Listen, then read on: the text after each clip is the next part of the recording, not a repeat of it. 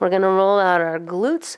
So remember, the roller is like the kind of the superficial pass, first pass, right? Or if you don't have time, you know, to go in deep with the ball, maybe you're just doing the roller, which is fine. It's a good first assessment. Maybe you don't even need to do the ball, but we're going to start with this. So you're going to sit on the roller, hands behind you on the floor.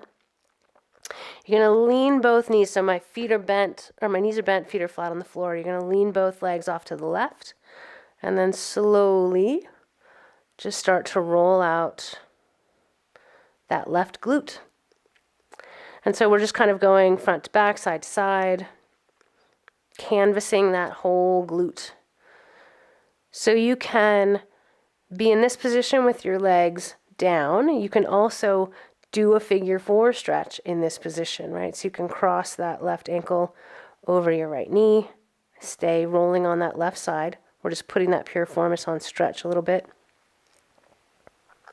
Some days I feel way more when I do this. Some days I feel like I need to keep my leg down and just breathe. A couple more breaths on this side. And it's kind of nice to just open up this tissue a little bit before we get in there deeper with the ball.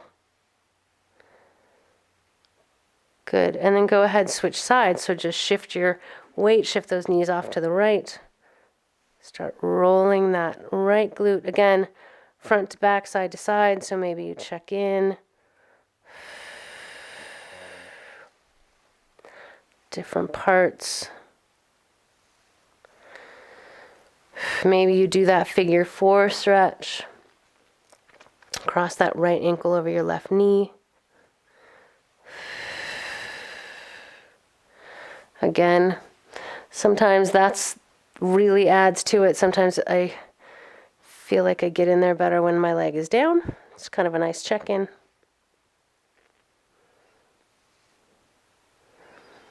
Good.